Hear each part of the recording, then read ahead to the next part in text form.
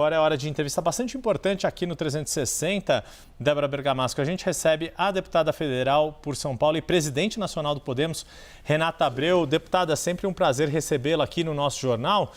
Queria começar a nossa conversa aqui fazendo um balanço. O Podemos conseguiu eleger 2 prefeitos de capital neste segundo turno. Teve uma performance melhor, por exemplo, do que o próprio PT. Também tem um desempenho bem significativo em algumas regiões, como aqui na região metropolitana de São Paulo. E já está todo mundo também de olho na eleição da Câmara dos Deputados.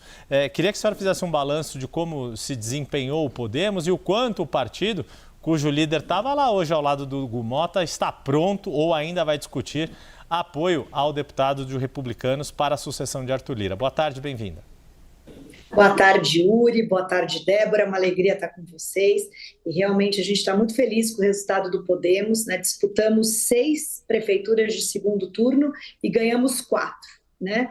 Palmas, Porto Velho, São Bernardo do Campo, Guarujá, Limeira e 2 prefeituras grandes também no estado de São Paulo, que é Osasco e São Vicente, que ganhamos em primeiro turno, se consolidando como a 5ª maior força política em população governada do Brasil e do estado de São Paulo. Então, a gente ficou muito feliz com esse resultado. Focamos na eleição de vereadores na capital e principalmente na eleição de vereadores como um todo, porque os vereadores são o alicerce da chapa de federal e estadual, né? E prefeituras na qual nós tínhamos quadros orgânicos na formação de líderes, porque o prefeito a gente sabe, né? Ele tem a infidelidade partidária, então numa questão estratégica, o Podemos não focou em quantidade de prefeituras, mas em qualidade dos eleitos e principalmente no tamanho e na importância dessas cidades. Então eu julgo como muito positivo o resultado, a gente está muito feliz aqui na Nacional. E com relação à presidência da Câmara, voltei hoje para Brasília, pois estávamos no segundo turno, o clima aqui está bem acirrado, a gente sabe disso, né? Hoje, às 18 horas, teremos uma reunião com a bancada do Podemos, para justamente discutir agora o caminho da presidência da Câmara, mas nós também temos uma parceria, uma amizade com os Republicanos, com Marcos Pereira, com Hugo Motta, já de muito tempo. Na última campanha, a gente apoiou a candidatura de Marcos Pereira antes da composição com Arthur Lira, e agora a nossa bancada vai se reunir para decidir os caminhos, os próximos passos. Estou me atualizando também do cenário aqui, pois estava focada na eleição do segundo turno, mas hoje a gente deve sair com uma decisão tomada. Presidente, Débora falando aqui de Brasília, pertinho da senhora, parabéns aí pelo desempenho do seu partido. E a senhora como presidente nacional do Podemos, vou aproveitar e perguntar também, já que a senhora está em Brasília, sobre a disputa na presidência do Senado. A gente sabe que o cenário é muito diferente, tem um consenso maior em nome de Davi Alcolumbre, mas há quem incentive a possibilidade da senadora Soraya Tronic disputar, sim, participar dessa disputa, marcar presença na disputa pela presidência do Senado. Como a senhora, como presidente nacional do Podemos, avalia essa possível estratégia, essa possibilidade? A senadora Soraya Tronic é uma mulher que eu admiro e respeito. Eu falo que nessa vida a gente tem que ter coragem, a história é escrita por aqueles que se atrevem, por aqueles que têm coragem, né? E nós fizemos uma reunião um pouco antes da eleição de segundo turno, inclusive estava ela com a senadora Elisiane, e da importância da gente trabalhar também a força feminina, assumindo os espaços de protagonismo, e isso passa por coragem, por determinação. Mas também a gente sabe que as composições, elas são importantes. Então, tanto na Câmara como no Senado, a discussão passa pela bancada, né? E nós estaremos, era para eu estar hoje, inclusive, no almoço com a bancada do Senado, mas tive que me voltar para a Câmara para a gente resolver aqui a Câmara Federal, e vamos ter reuniões lá no Senado com os nossos senadores, são 7 senadores, é a 5ª bancada do Senado, para que a gente também possa pensar junto o caminho que vai seguir, sabendo que a Soraya é uma excelente candidata, né, uma mulher de fibra, e a gente precisa entender os apoios possíveis, as composições, para que o partido também saia fortalecido nesse processo. Presidente, deixa eu trazer o Pedro Venceslau aqui de São Paulo para participar da entrevista também. Daqui a pouquinho, Jussara Soares se junta a nós. Pedro Venceslau, Renata Abreu, presidente nacional do Podemos, te escuta. Presidente, um dos temas que está mobilizando essa disputa pela presidência da Câmara é a proposta de anistia para os envolvidos no 8 de janeiro. Essa proposta agora vai para uma comissão especial, saiu da CCJ e aparentemente perdeu força.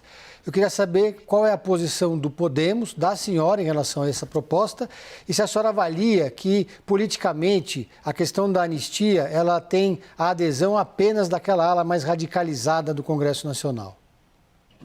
Eu acho que não. O cenário aqui está bem dividido, inclusive na bancada do Podemos. A gente sabe que tem muita gente que está lá e que não deveria estar e gente que, de fato, deveria estar. Então, é importante que a Câmara delibere também sobre o tema, que a gente possa pensar em soluções para que não sejam cometidas injustiças, né, nesse processo e consiga tomar uma decisão coletiva passando por uma composição da Câmara que há muito tempo vem se discutindo, sim, como dar um equilíbrio melhor entre os poderes. Essa é uma discussão que passa não por um fato específico, mas eu acho que a Câmara Federal, assim como o Senado, tem que criar mecanismos de equilíbrio para que todos possam ter, de fato, respeitado o seu poder, tanto no Legislativo, como no Executivo e como no Judiciário. Agora eu chamo para participar dessa conversa a nossa analista Jussara Soares. Presidente, bom recebê-la aqui. Presidente, teve uma vitória bastante importante do Podemos, que foi justamente conquistar a Prefeitura de São Bernardo do Campo, que é o reduto político, berço político do presidente Lula. Isso também mostra ali uma mudança de forças no chamado Cinturão Vermelho. Como que a senhora observa ali essa ascensão, né, de outros partidos numa área bastante, que por muito tempo foi dominada ali pelo PT? O Podemos, especificamente, ele tem feito um trabalho muito forte de dar oportunidade, como eu disse, para esses novos líderes, que acaba que o sistema político abafa, a gente conhece a política e muitas vezes nessas composições eles ficam sequer sem partido para disputar uma eleição, né? Então a gente começou uma trajetória em Osasco também, né, que o PT tinha uma história em Osasco e o Podemos ganha a prefeitura, reelege o prefeito em primeiro turno e agora faz o sucessor. E no estado como um todo a gente tem feito essa aposta de dar alternativa para a população. E o resultado realmente de segundo turno surpreende. Nós estivemos presentes em 4 no estado de São Paulo, em 4 disputas de segundo turno, e das 4 ganhamos 3, inclusive São Bernardo do Campo, e ali começa um projeto cada vez mais ampliado de construção política. Na região, por exemplo, do Grande ABC, em número de vereadores, o Podemos é a segunda maior força política, e na Grande São Paulo, em número de prefeituras, só perdemos para o PL, também dando uma equilibrada no jogo político, tirando dos extremos, mas com uma disputa estratégica e principalmente dando oportunidade a pessoas novas que estão entrando na política. A gente apostou muito nisso, ao invés de trazer prefeitos de mandato, construir pessoas mais orgânicas, né? Que a gente sabe também que o prefeito eleito ele sofre uma influência muito grande dos governadores. Por isso que a gente apostou em criar pessoas que tenham um trabalho orgânico dentro do partido. O prefeito Marcelo Lima ele tem um compromisso de construir, a partir de São Bernardo do Campo, uma ampliação do Podemos em toda a região, assim como o prefeito Rogério Lins e o prefeito Igor Soares em Itapevi também fez esse trabalho estratégico, elegendo a prefeitura de Vargem Grande Paulista, ali do lado, e na anterior também São Roque. Então é um trabalho de fortalecimento de líderes orgânicos que possam ramificar esse trabalho em cada uma das regiões. Presidente, para a gente fazer aqui, fechar a última pergunta, estava inclusive, né, quando a gente conseguiu confirmar a entrevista contigo, eu e Jussara Soares falando aqui de algumas questões das eleições municipais. Se por um lado a gente termina aqui o segundo turno, o processo eleitoral como um todo, com vitória de partidos do centro, muita gente falando da moderação, afastando extremismos, por outro lado, também é inegável que se viveu ao longo do primeiro turno um fenômeno ali de eleições, principalmente aqui na cidade de São Paulo, muito agressivas, com algumas muito controversas, para não dizer muitas vezes com um nível bastante questionável, e a figura que foi Pablo Marçal. E aí muita gente também se questiona se Pablo Marçal poderia ser filiado por uma outra sigla que não PRTB. Caberia numa sigla como o Podemos, uma figura como o Pablo Marçal e o estilo de fazer política de Pablo Marçal, com cortes nas redes sociais, com um discurso mais agressivo, mais contundente, e isso tem espaço na sua avaliação nas eleições de 2026? Olha, o Podemos sempre adotou uma postura de equilíbrio com bandeiras muito claras, né? Lançamos Álvaro Dias, presidente da República, depois na tentativa de Sérgio Moro, que fez uma opção, né, política, mas a gente sempre optou por ter protagonismo nos projetos majoritários e essa é uma essência do que a gente acredita, de que o Brasil possa ter alternativas, né? A gente tem um perfil, de fato, de mais equilíbrio. Agora, eu entendo que a figura de Pablo Marçal, de fato, ele fez uma divisão no bolsonarismo e mostrou que a direita é maior do que o Bolsonaro. Isso é fato, né? As eleições mostraram isso. Então, ele é um player importante, sim, no processo eleitoral. Acho que ele mostrou uma forma de fazer política e campanha diferenciada, e acho que se ele tivesse mesclado uma estratégia de mais equilíbrio e de mais formação de grupo político, ele tinha dado mais trabalho. Mas a gente não pode desconsiderar a força política que Pablo Marçal ganhou nessa eleição. É claro que ele precisa, na minha visão, avançar e entender que política se faz com grupo. Tanto é que a eleição de deputado federal, ele acabou ficando de fora, a última eleição de presidente da República, que ele queria disputar, acabou perdendo a legenda para depois ser deputado federal.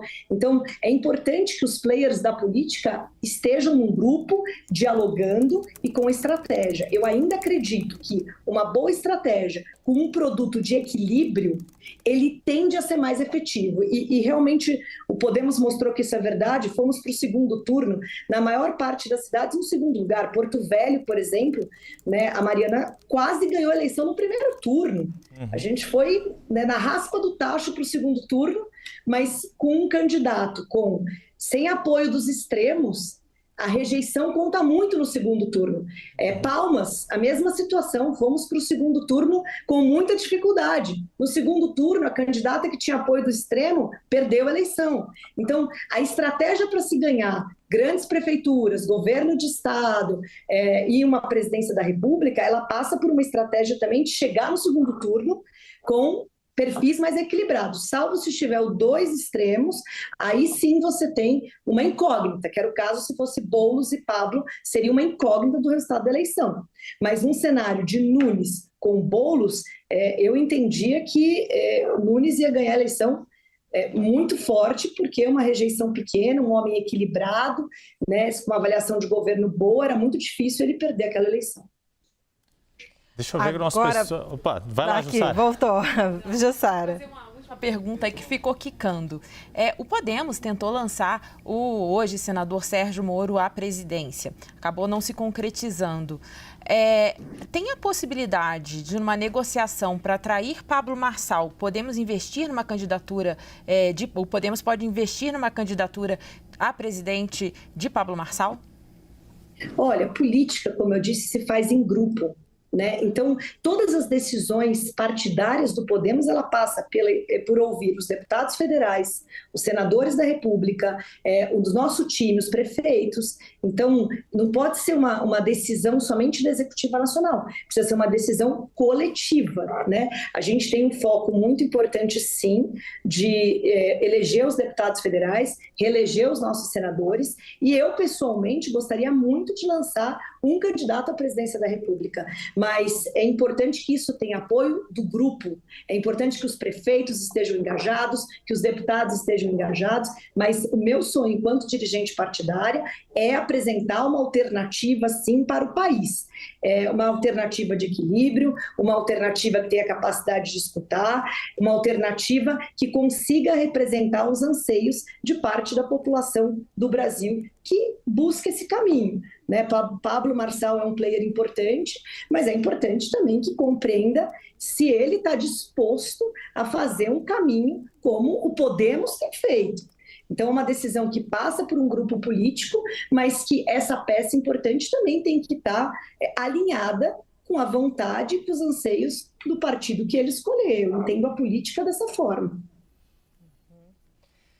Nós conversamos com a presidente nacional do Podemos, Renata Abreu, uma das únicas mulheres a presidir partidos políticos na história desse Brasil. Muito obrigada e parabéns pelo desempenho do seu partido. Obrigada, Jussara, Débora e Yuri. Um grande abraço a vocês. Muito obrigado à deputada Renata Abreu, deputada aqui de São Paulo pelo Podemos e presidente nacional do partido. Obrigado também a Jussara Soares e o Pedro Venceslau, que participaram dessa entrevista.